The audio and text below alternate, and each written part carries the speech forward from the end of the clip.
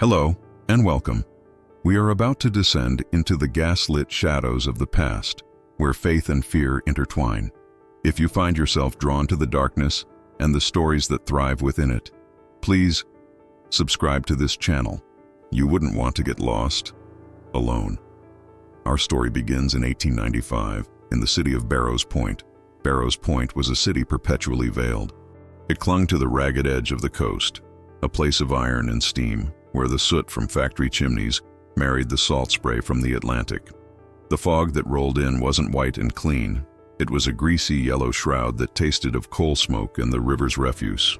It muffled the sounds of the hansom cabs, the cries of the oystermen, and the endless grinding machinery of progress. In this city, God and Mammon vied for space. Towering banks of black-streaked granite faced off against Gothic cathedrals, their spires stabbing futilely at the bruised purple sky. And in the poorest, most forgotten ward, known as the Tangle, stood the Church of St. Jude the Forsaken. St. Jude's was not a place of comfort. It was a relic of cold stone, its windows filmed with grime, its heavy oak doors promising judgment rather than solace. It was the domain of Father Elijah Burke. Eleanor Vance knew this church. She stood opposite it now, the damp air seeping into her woolen coat. Her gloved hands clenched so tightly her fingernails dug into her palms. She was a woman of 25, respectable, but the anxiety rolling in her stomach threatened to undo her composure. Her younger sister Clara was missing. Clara, sweet and flighty Clara, who loved the bright ribbons sold at the milliner's shop and the silly, upbeat tunes of the new music halls. Clara, who had, for the last 3 months, become inexplicably devout and terrified. She had been gone for 2 days, 2 days of checking her empty, cold room in their modest tenement boarding house, 2 days of asking her friends, the other shop girls, who shrugged and whispered that Clara had probably run off with that fella from the shipyard. But Eleanor knew better. The last time she'd seen her sister, Clara's eyes were wide, her skin pale. "I have to see Father Burke," she had whispered, clutching the small, cheap rosary he had given her. I told him something, in confession. He said I required special penance to save me from the stain." "The stain? What stain, Clara?" Eleanor had asked, alarmed. Clara had only shaken her head, a tear tracking through the grime on her cheek. "The stain of the world, Ellie. He sees it on all of us. He says he knows how to wash it clean." Now Eleanor stared at the church. Father Burke was a pillar. The constabulary respected him. The politicians deferred to him. He fed the poor with one hand and delivered fire-and-brimstone sermons with the other, his voice a powerful baritone that could make the stained glass windows rattle. He was known for his particular charity, a program for wayward women seeking to escape the sins of the city. 20 women, the rumors said, had been saved by his charity, taken from the streets and given new lives, new purpose. But Clara wasn't a wayward woman. She was just a girl. A clock tower somewhere in the fog told 6. Vespers. The doors of St. Jude's groaned open. A small, hunched figure emerged. Deacon Thomas, the priest's nervous assistant. He scurried down the street, clutching a satchel. Eleanor took a ragged breath. She looked up at the dark rectory adjoining the church. A single light glowed in an upper window. The father's study. He was in. Steeling herself, she crossed the slick cobblestones, leaving the relative safety of the street for the deep, cold shadow of the sanctuary. She had to ask him. She had to know what penance he had given her sister. The inside of St. Jude's was colder than the street. The air was heavy with the scent of old incense, beeswax, and something else. Something metallic and damp, like rust or old cellars. The few gas lamps that lined the nave cast long, trembling shadows, making the carved saints on the pillars look as though they were weeping in the gloom. Father Burke was not in the sanctuary. Eleanor found him in the sacristy, a small, cluttered room behind the altar. He was cleaning a silver chalice, his back to her. He was a tall man, broader than his ascetic reputation suggested. His black cassock was immaculate. When he turned, his face was all sharp angles and deep-set eyes. His eyes were the most arresting thing about him, a pale, piercing gray, like a winter sea. "Miss Vance," he said, His voice was not the booming instrument of the pulpit, but a soft, precise rumble. He did not seem surprised to see her. "Father Burke, forgive my intrusion."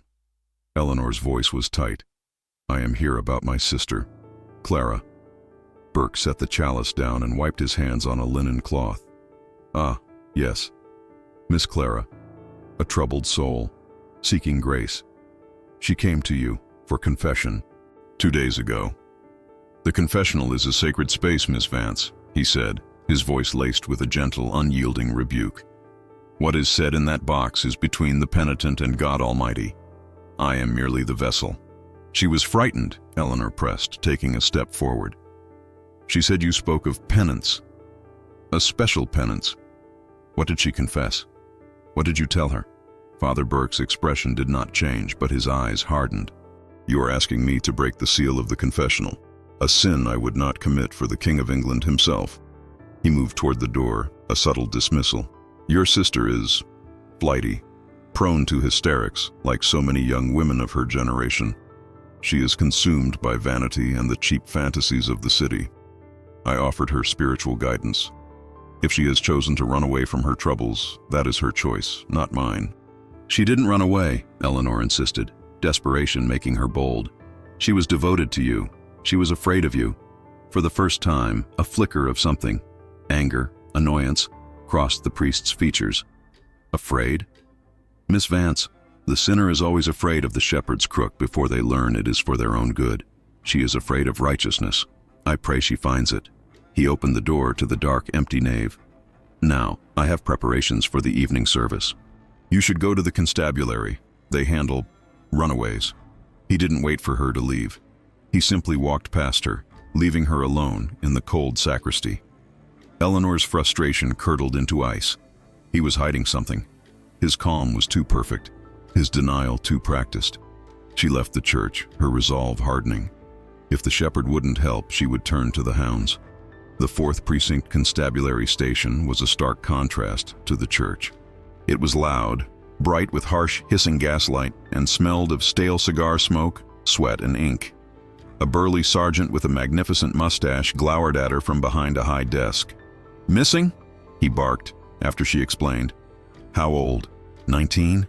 Name of Clara Vance? Right. She's run off, miss. They always do. Probably shacked up with some sailor down at the docks. She'll be back when his money runs out." "She is not like that," Eleanor said, her voice trembling with rage. "She was last seen speaking with Father Elijah Burke." The sergeant's pen stopped scratching. He looked up, his expression shifting from dismissal to caution. "Father Burke? At St. Jude's?" He sighed, running a hand through his hair. "Look, miss, the father, he runs that program for the wayward girls. You know, takes them off the street. My sister was not on the street. He's a good man, Father Burke, a pillar. Does the city a service. If she went to him, well, maybe she needed saving. Maybe she's in his charity program now, safe and sound. Then why wouldn't he tell me? Why isn't she at the women's home he runs?" The sergeant leaned back. "That ain't my jurisdiction, miss. That's church business." He picked up his pen. "I'll file the report. Clara Vance, 19, blonde hair, blue eyes. Don't expect much." Eleanor left the station, the fog swirling around her ankles. She was trapped. The church was a fortress, and the constabulary held the key, but refused to use it. No one believed her. No one, except perhaps one. Detective Alistair Finch. He was a shadow at the precinct, a man who didn't fit. He wasn't loud or burly. He was thin, wore spectacles, and carried a notebook everywhere. He was known for noticing things others missed. He was also known for his distinct lack of piety. He had a reputation for distrusting men in high places, be they politicians or priests. He had been in the back of the room, listening. As Eleanor reached the foggy street, she heard quiet footsteps behind her. "Miss Vance," a voice said. She turned. It was Finch. He held his derby hat in his hand. "The sergeant is a fool," he said quietly, his voice dry as paper. "He sees what he expects to see. You mentioned Father Burke." "Yes." Clara was terrified of him. Finch nodded slowly, looking not at her, but at the fog-shrouded spire of St. Jude's in the distance. 21, he murmured, almost to himself. I'm sorry? 21 women, Finch said, meeting her gaze. In the last 3 years, since Father Burke took over the parish, 21 women who have vanished from the tangle. The sergeant's book lists them as vagrants or runaways. But I've been keeping my own ledger. They weren't all vagrants. Some were shop girls, one was a baker's wife, and now, your sister. A cold dread, deeper than the damp air, settled on Eleanor. You think he's involved? I think, Finch said, putting on his hat, that Father Burke is a man who believes he is doing God's work. And a man like that, he is capable of absolutely anything. Father Elijah Burke stood at the window of his study, overlooking the lightless yard between the rectory and the church. He was not praying, he was reflecting. His study was a sparse, cold room. A single bed, a hardwood desk, a chair, and a towering bookshelf filled not with poetry or philosophy, but with grim, leather-bound theological treatises on sin, penance, and damnation. He watched the fog curl like a living thing, a physical manifestation of the city's corruption. Barrow's Point. He despised it. He despised the noise, the filth, the rank ambition, the theaters promoting licentiousness, the women painting their faces and selling themselves for scraps, the men drowning their souls in whiskey and gambling dens. He had come here 3 years ago, sent by a bishop who found his zeal unsettling. He was meant to fail here, in this forgotten parish. Instead, he had found his true calling. He was not a monster. In his own mind, Elijah Burke was a savior. He was Noah, and this city was the world drowning in its own filth. It had begun with the confessions. The confessions were a torrent of impurity, whispered to him through the dark screen. He heard it all. The vanity of the shop girls, the petty thefts of the factory workers, the adulterous thoughts of the bored wives, the calculated sins of the harlots. He heard their weakness, their inability to resist the stain of the modern world. At first he had merely given penance, prayers, fasts, but it was never enough. They would return a week later, weeping, having committed the same sins. They were broken. The world was too strong for them. And so he had begun his charity. The world believed he ran a small dormitory for women, teaching them needlework. That was the lie. A necessary, holy lie. His true work was far more profound. He was building an ark. He had found the old cellars beneath the 18th century rectory. They were vast, dry, and unused, dating back to a time when the church had stored wine and grain. He and the old simple-minded deacon Thomas had spent a year reinforcing them, cleaning them, bringing down supplies. The first woman had been a streetwalker named Mary. She had confessed her sins with a laugh, mocking him. He had seen the stain so deep in her, she was already lost. He offered her private counseling in the rectory. He had led her not to his study, but to the small, thick door hidden behind a tapestry in the rectory's back hall. She had been surprised. Then she had been afraid. Now she was pure. He called it the Cellar of Redemption. He turned from the window. The visit from Eleanor Vance had been troublesome. The sisters were always the problem. They were connected. They asked questions. Clara, the new arrival, had been easy. She was weak-willed, terrified of damnation, and desperate for approval. She had confessed to impure thoughts about a young man and a desperate fear that her love of pretty dresses was a mortal sin. Burke had seen the stain taking root. He had told her the only way to save her soul was an extreme, permanent penance, a removal from the world that tempted her. She had come to him willingly, if tearfully. But now, the sister, and worse, Detective Finch. Burke had seen Finch watching the church. The man was a secularist, an atheist, a creature of the new, godless world. He was a danger. He heard a faint sound from beneath his feet, a muffled, rhythmic thump. He frowned. The rules of the cellar were simple. Silence, prayer, work. Silence was the most important. Silence was the sound of purity. This was not silence. He went to his desk. He did not pull out a Bible. He unlocked a heavy iron box and removed a thick, knotted rope, coiled like a serpent. He unlocked a second, smaller drawer and took out a heavy iron keyring. He walked out of his study, his tread silent on the wooden floor. He passed the main staircase and went down a narrow, dark servants' passage toward the back of the rectory. He pulled aside a heavy, moth-eaten tapestry depicting the final judgment. Behind it was a low, iron-banded door. He inserted the key. The lock groaned, a heavy, metallic sound that was swallowed by the thick stone walls. He opened the door, revealing a flight of stone steps descending into absolute darkness. "The flock," he whispered, a strange, cold light in his pale eyes. "Must be reminded of the shepherd's crook." Detective Alistair Finch sat in his cramped office, the gaslight hissing above him. The 4th precinct was quiet. The night shift had settled into its usual torpor. On his desk, lit by the green glass shade of his lamp, was a single sheet of paper. It was his own ledger. Mary Collins, 28, vanished Nov, 1892. Vagrant, Agnes Reed, 34, vanished Jan, 1893. Widow, seamstress, Sarah Price, 22, vanished Feb, 1893. Shop girl, Eliza Morton, 41, vanished May, 1895. Baker's wife, Rose Dunn, 18, vanished July 1895. Vagrant, Clara Vance, 19, vanished Oct, 1895. Shop girl, 21 names. The official files were scattered, dismissed. But Finch had seen the pattern. They were all women. They were all from the tangle. And in the margins, next to at least half the names, were his own scribbled notes. Attended St. Jude's. Known to be devout. Mentioned the Father. The law was a clumsy instrument. He couldn't barge into a church based on a list of missing vagrants. A priest, especially one as lauded as Burke, was shielded by a wall of public opinion and political influence. The church was its own kingdom. But Clara Vance was different. She wasn't a vagrant. She had family. She had Eleanor. Eleanor. She was a problem. She was civilian. She was emotional. But she was also his only way in. She was the one thing Burke hadn't accounted for. Finch put on his coat. He was going to pay Father Burke a visit. Not as a detective, not yet, but as a concerned citizen. He found the priest locking the main gates of the church.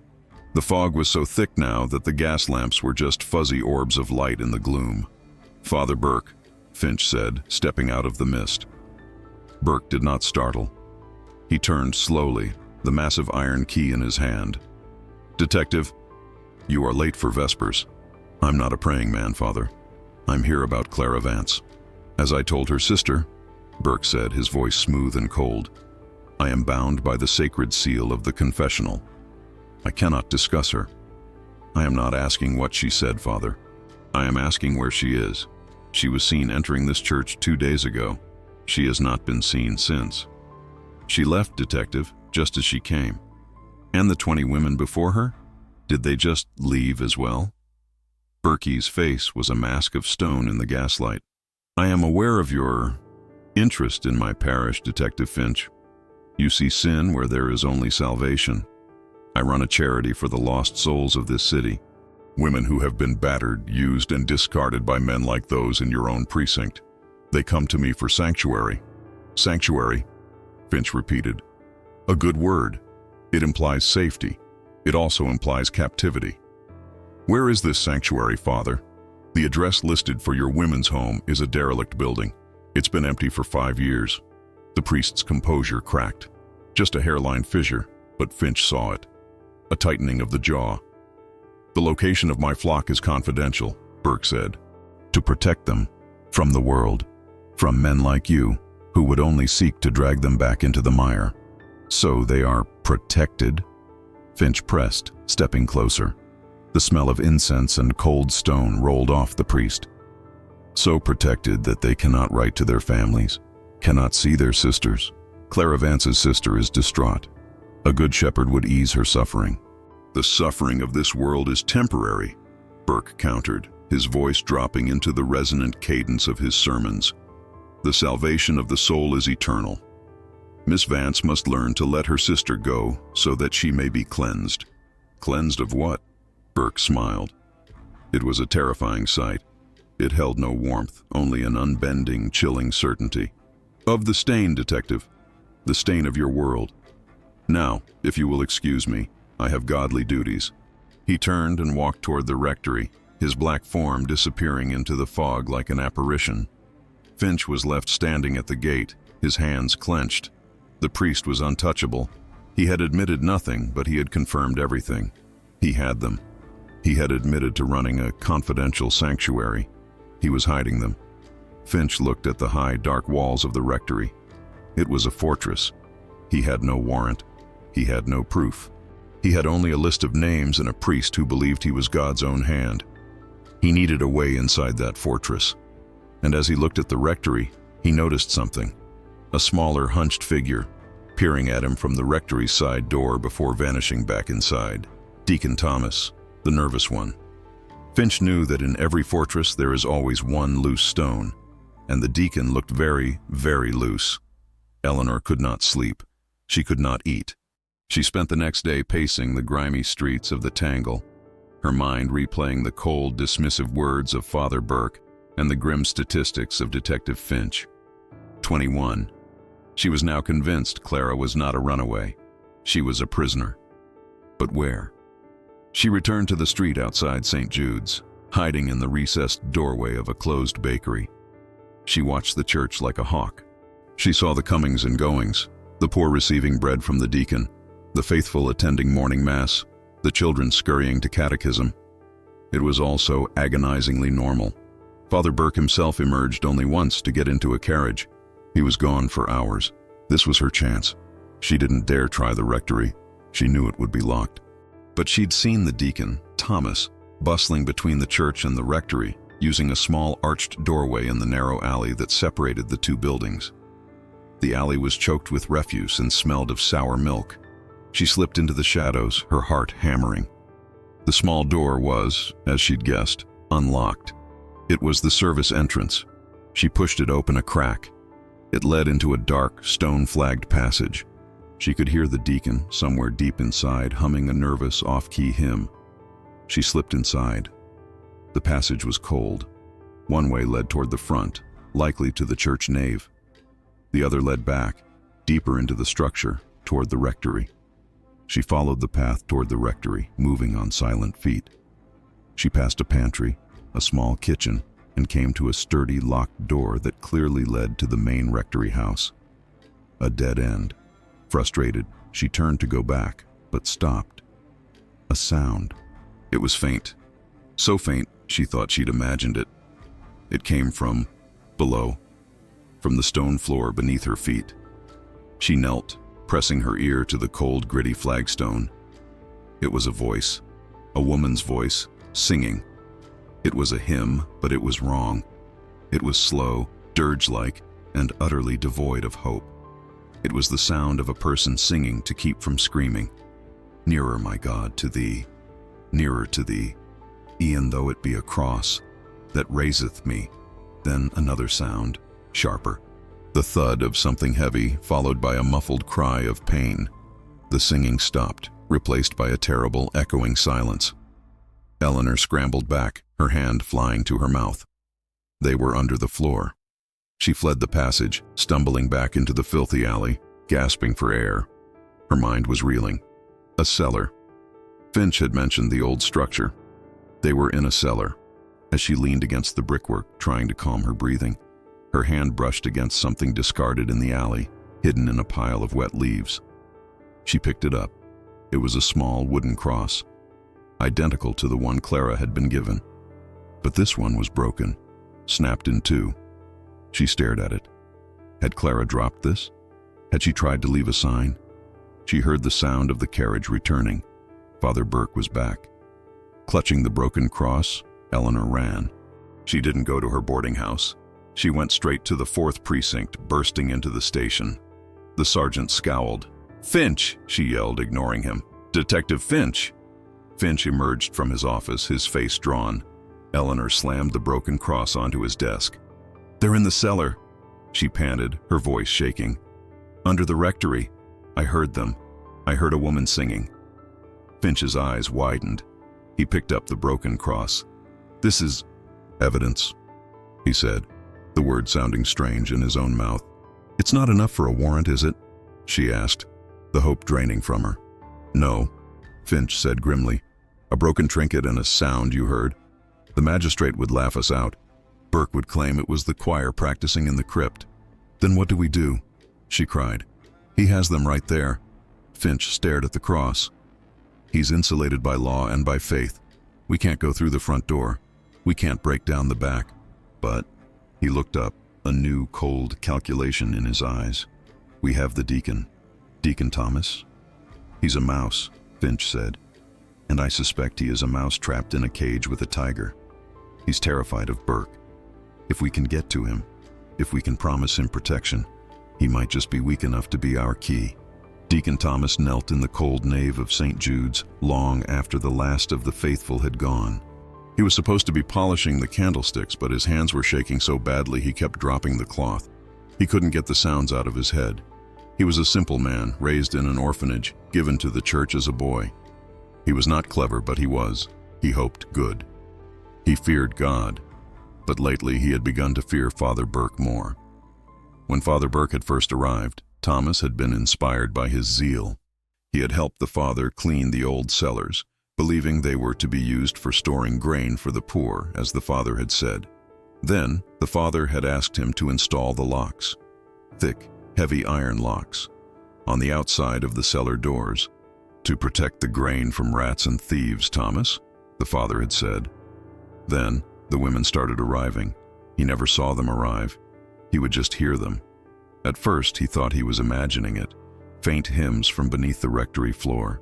The smell of lye and soup wafting up through the floorboards.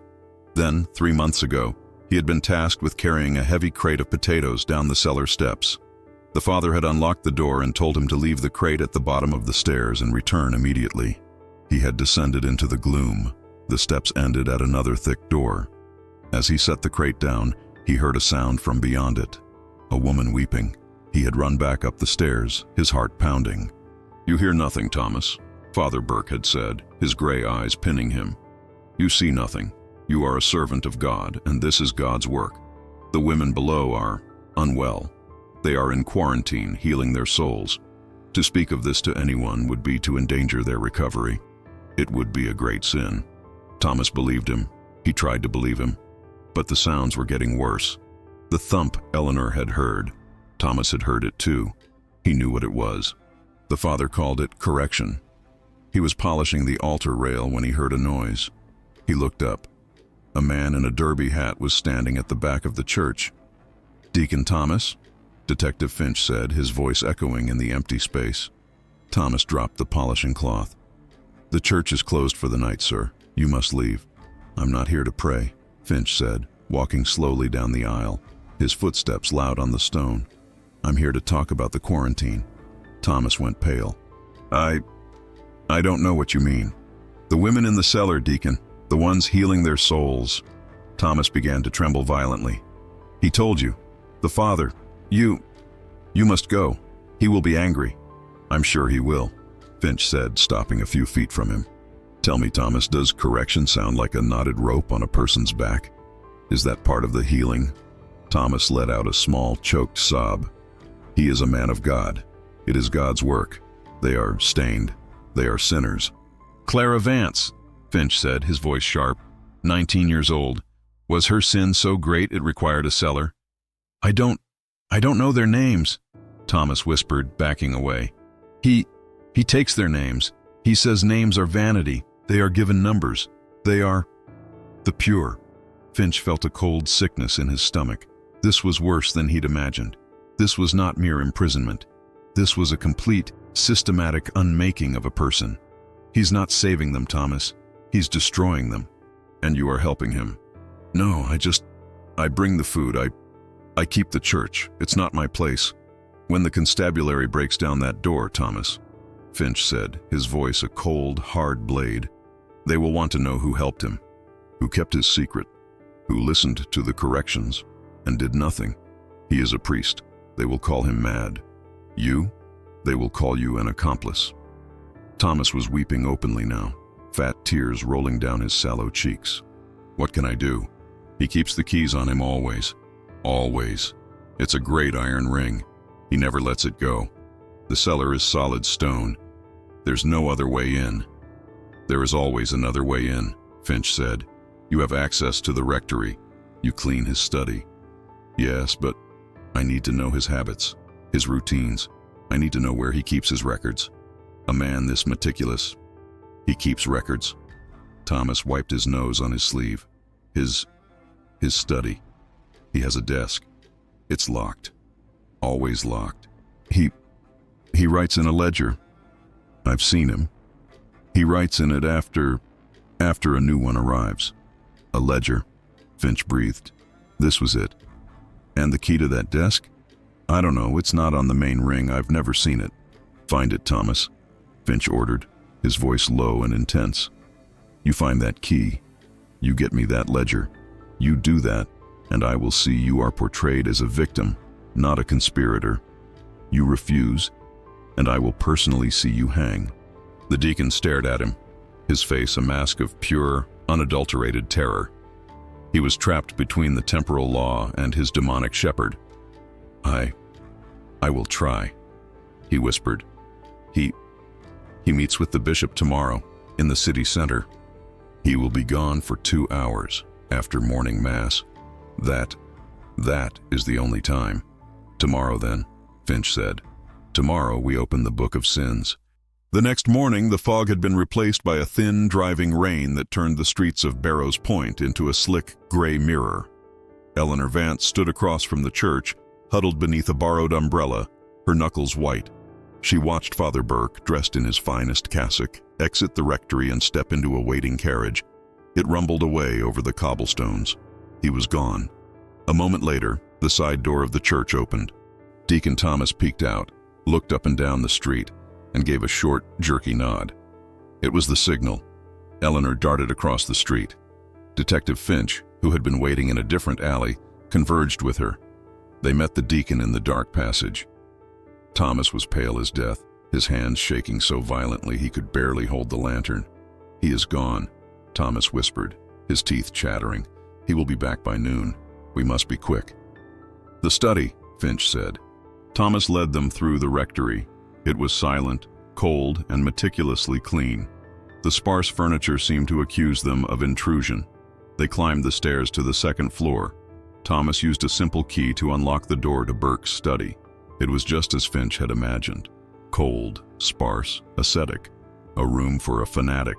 The desk, Finch said, moving to the heavy oak piece. It was, as Thomas had said, locked.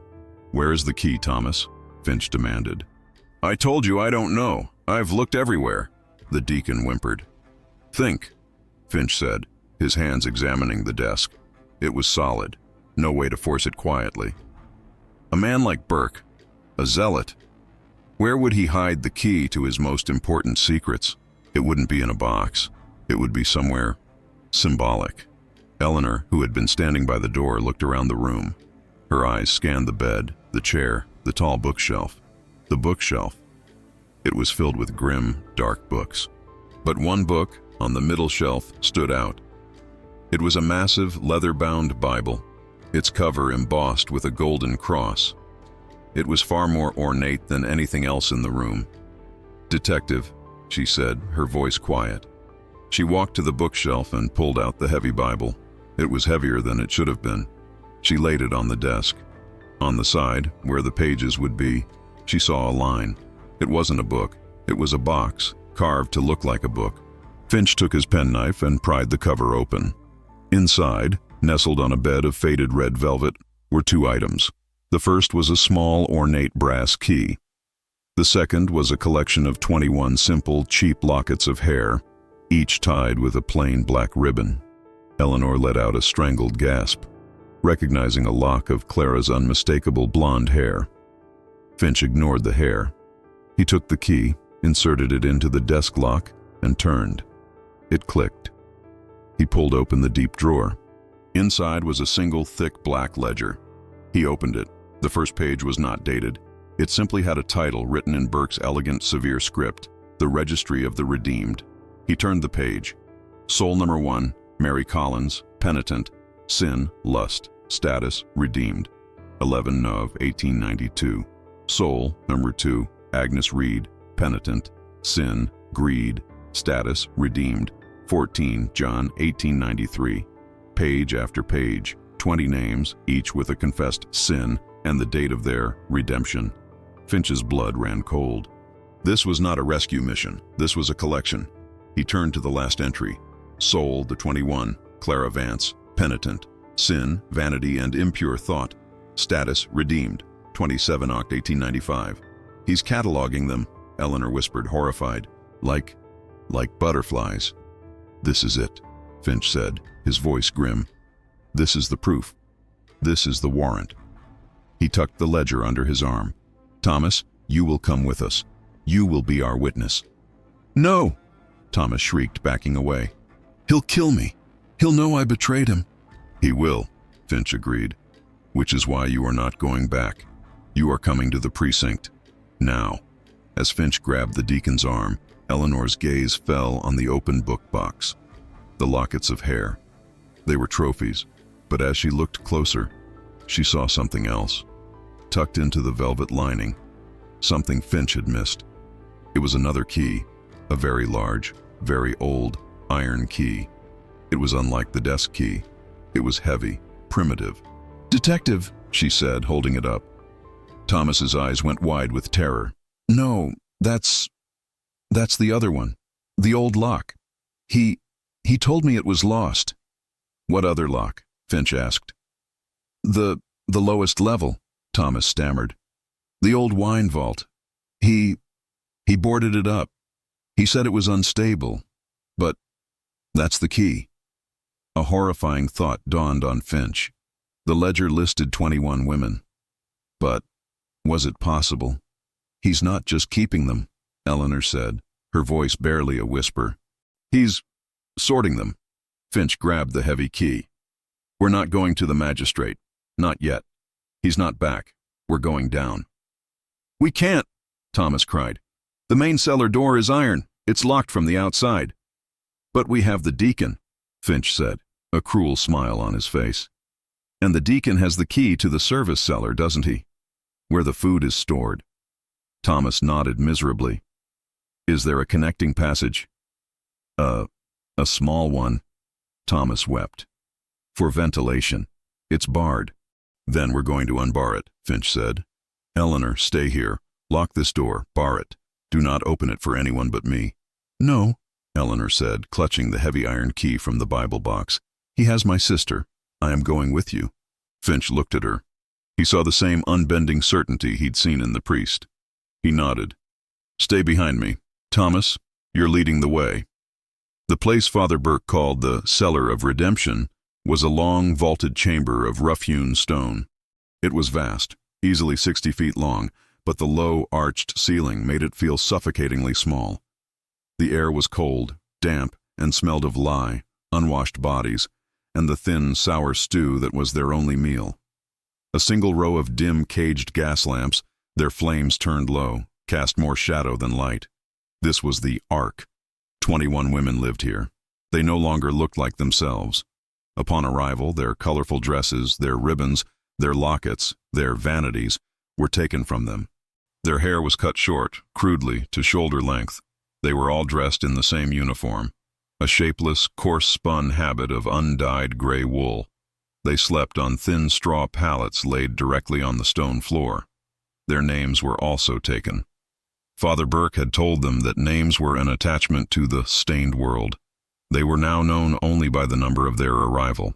Mary, the first, was number 1. Clara Vance was number 21. Their days were a brutal, monotonous ritual. They were woken before dawn by a harsh iron bell. They would pray for 2 hours, kneeling on the cold stone.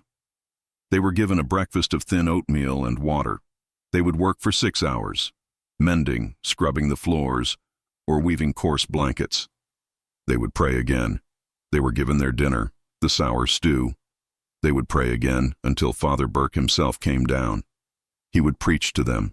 He would stand at the front of the cellar by the heavy iron door and speak of their sins, of the filth of the world they had left, and of the purity they were achieving here. He called them his gilded cage, his pure flock. Some of the women were broken.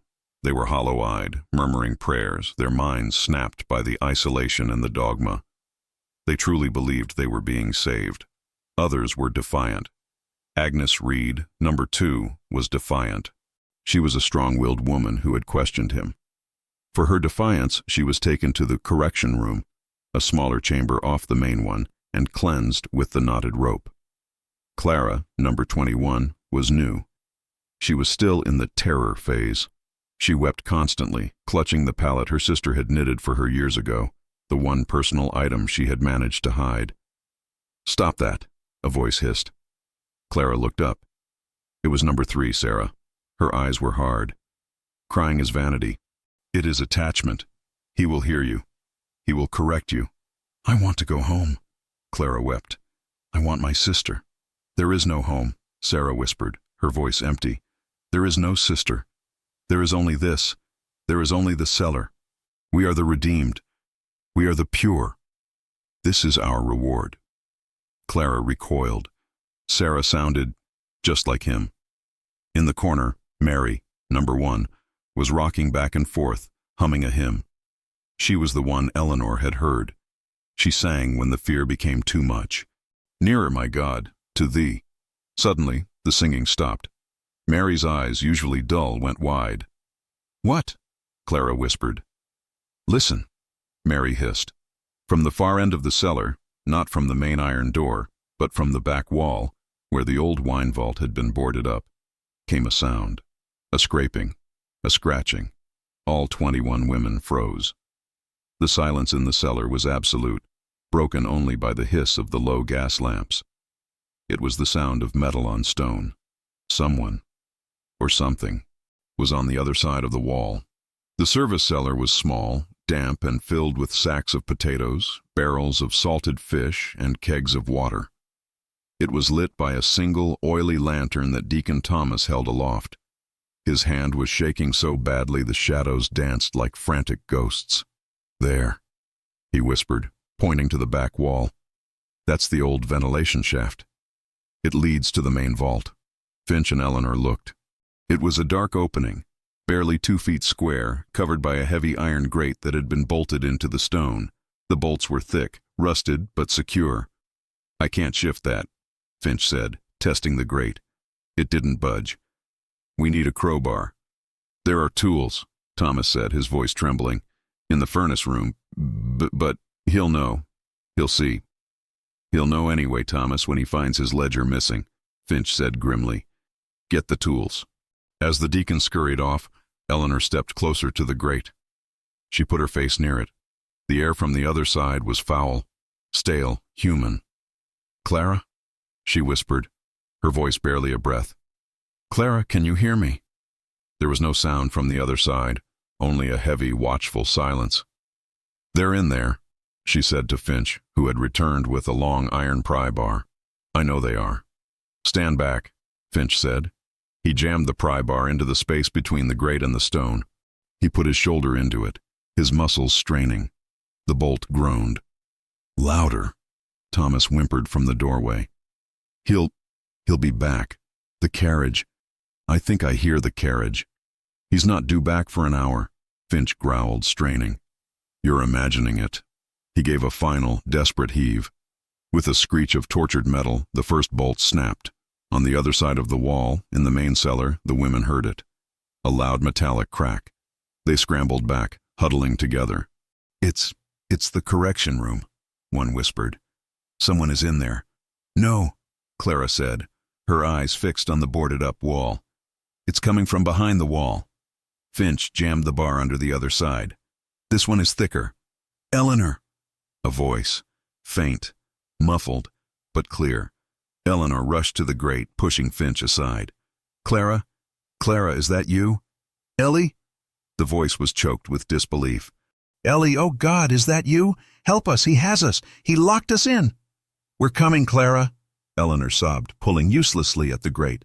"We're coming. Stand back from the wall." "Hurry." Clara's voice was a scream. "I hear him. I hear his footsteps upstairs. He's back. He's back." Thomas let out a high-pitched wail. "I told you. He's come back early. He's in the rectory. He'll find the study. He'll know." Finch ignored them both. He wedged the bar in again, using the last of his strength. "Heave!" he yelled at Eleanor. They both threw their weight against the bar. The old stone cracked. The metal shrieked.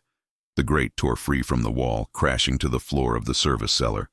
A square of near-total darkness was revealed. "Go!" Finch yelled, pushing Eleanor toward the hole. "Get your sister. Get them all." But Eleanor froze. A new sound, louder than their frantic efforts, echoed from above. The sound of the heavy iron-banded door at the top of the cellar stairs, the main entrance. A heavy, booming footstep descended the stone steps. "He's not in the rectory," Finch said, his blood turning to ice. "He's coming down here." The main iron door to the Cellar of Redemption groaned open. Father Elijah Burke stood silhouetted in the doorway. He held a lantern in one hand. In the other, he held the thick, knotted rope. He had heard the noise. He had come to deliver correction for the disruption. He stared at his flock, cowering against the back wall. And then he saw it. The broken ventilation shaft. He saw the pale, horrified face of Eleanor Vance staring back at him through the hole. Father Burke had not gone to meet the bishop. He had been suspicious. The questions from Finch, the sudden fear in Deacon Thomas's eyes, the agitation of the Vance sister. The stain of the world was pressing against his sanctuary. He had instructed his carriage driver to circle the block twice and then wait in a back alley. He had entered the rectory not through the front, but through a hidden servant's door. He had gone to his study. He had found the door unlocked. He had seen the Bible box open. The key, gone. The other key, gone. He had seen the desk drawer forced. The ledger, gone. A cold, pure rage, the rage of a righteous man whose holy work has been defiled by heathens, filled his soul. He knew instantly who was responsible. The deacon, the detective, the sister. And he knew where they would go. He had not bothered with the rectory. He had gone straight to the sacristy, to the hidden door, to the cellar steps. He had heard the sounds, the breaking of his sanctuary. Now he stood in the cellar doorway, his pale eyes fixing on the hole in the wall. He saw Eleanor's face. He saw the shadow of Finch behind her. "Defilers," he boomed, his voice terrifying in the enclosed space. "You bring the stain into this holy place.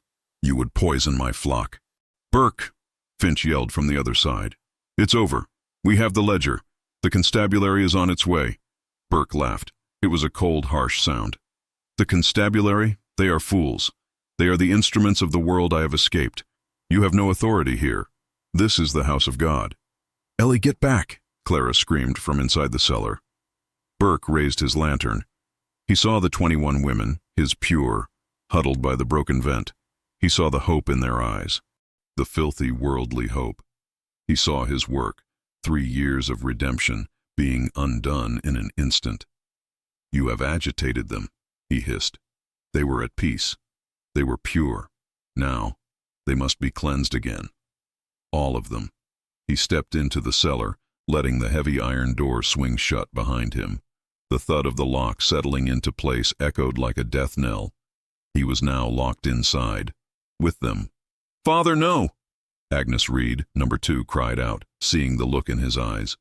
"You have been corrupted," he said, advancing on them, the knotted rope trailing from his hand. "The serpent has entered the garden, and the serpent must be cast out." He was walking toward the back wall, toward the hole, toward Eleanor. "Finch, he's coming!" Eleanor yelled, scrambling backward in the narrow service cellar. "Thomas!" Finch shouted at the trembling deacon. "The main cellar door. Is there a key?" "No." Thomas wept. "It locks from the outside. He locked himself in. He locked himself in with them." Finch stared at the square hole. Burke was on the other side, a massive, shadowy figure. He couldn't get in, and they couldn't get out. The cellar was a tomb, and Burke was the guardian. "Clara!" Eleanor screamed. "Get through the hole, now!" Clara scrambled forward, clawing at the broken stone. "No!" Burke roared. He lunged, grabbing Clara by her hair, and flung her backward. She crashed into the other women. "The stain will not spread," he bellowed. He advanced on the hole. "You, Miss Vance, you are the serpent. You did this." He thrust his arm through the hole, grasping blindly. Eleanor screamed and jumped back. "The key!" Finch suddenly yelled, his mind racing. "The key from the box, the heavy one."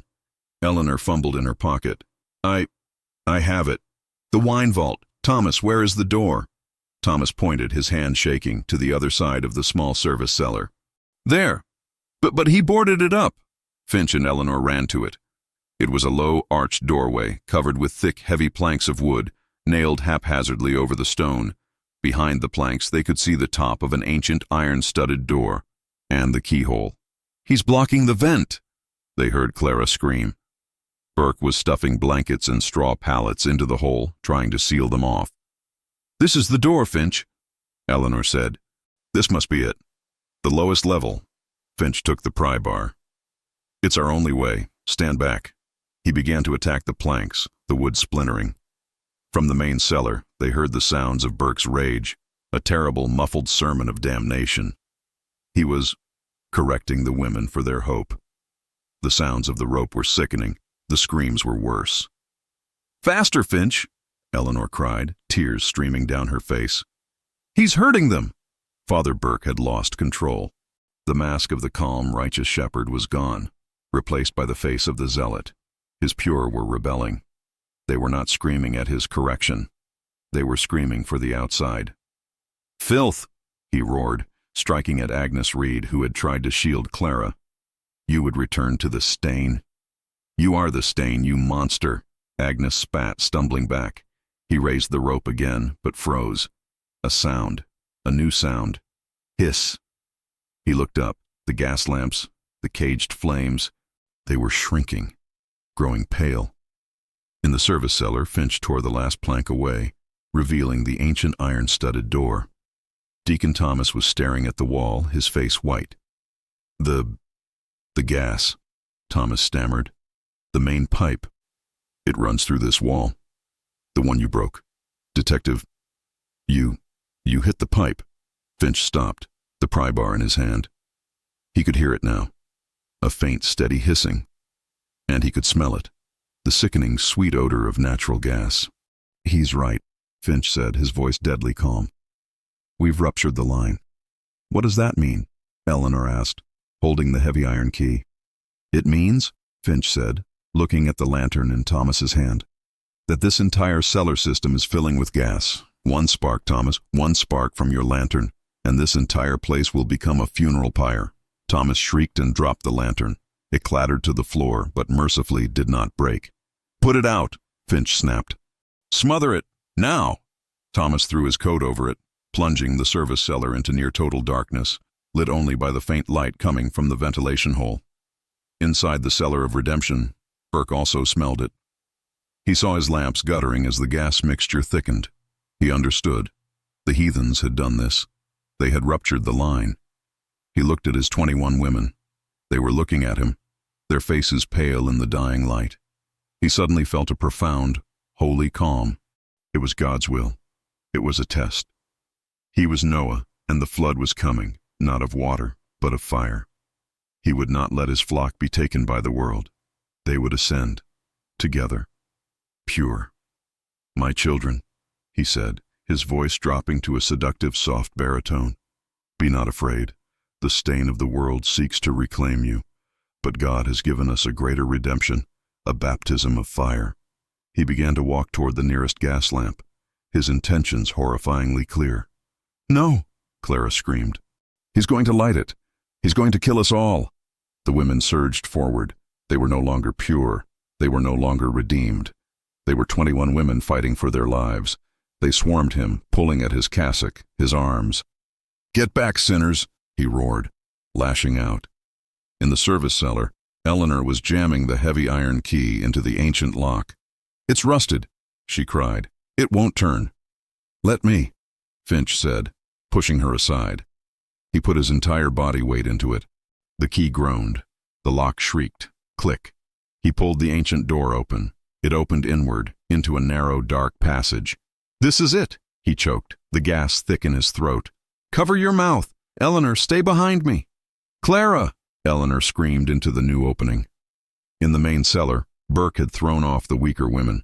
He was 2 feet from the gas lamp, fumbling in his pocket for a match. "Clara!" He heard the voice.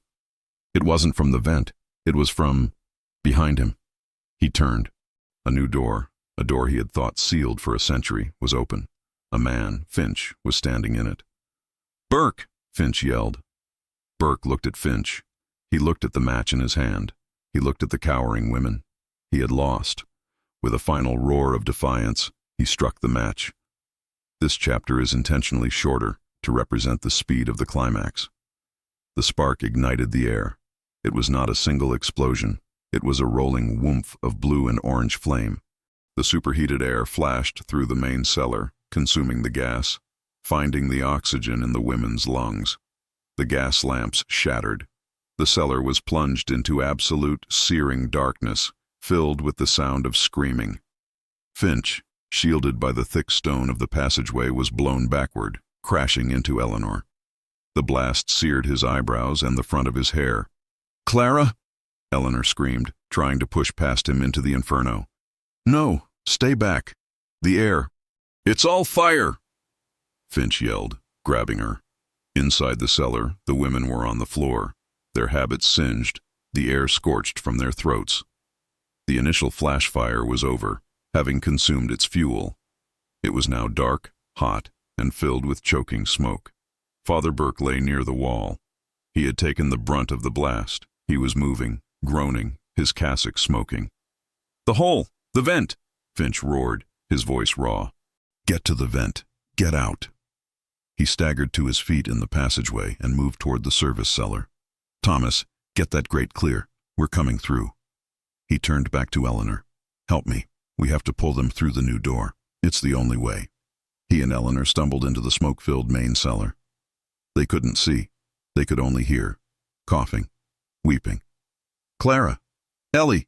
Here! I'm here!" Eleanor scrambled on her hands and knees toward the voice.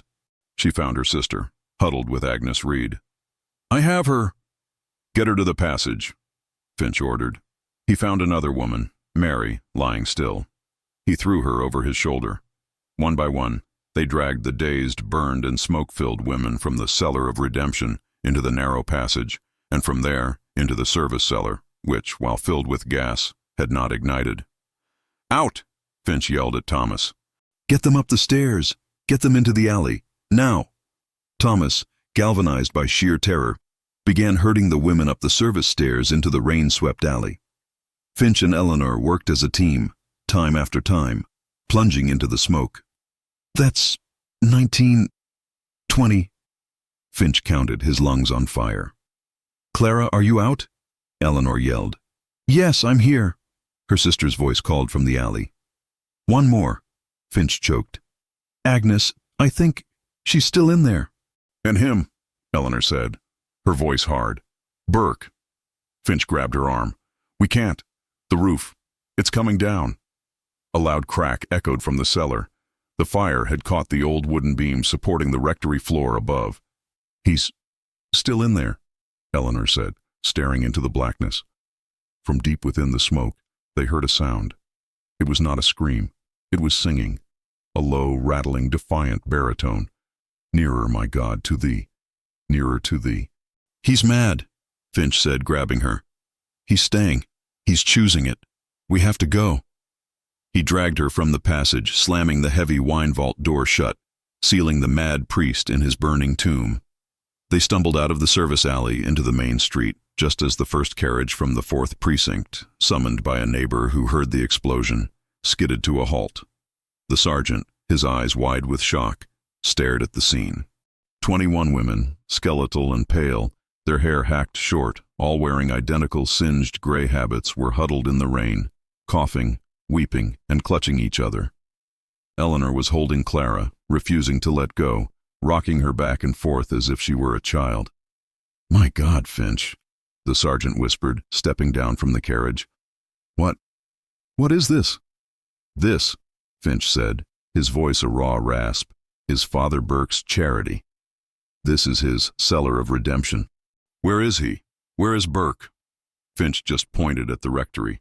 Flames were now licking out of the rectory's ground floor windows. The fire, which had begun in the cellar, was climbing the walls. The structure was an inferno.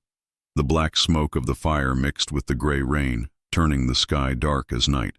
He's in there? The sergeant asked, horrified. He is, Finch said. He's praying.